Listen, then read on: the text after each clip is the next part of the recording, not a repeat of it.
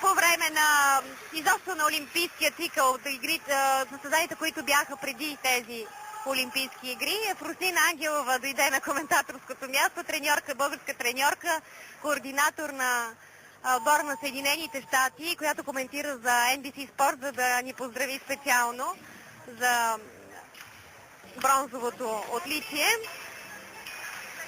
Така развръзката на състезанието настъпи преди то да е завършило на практика.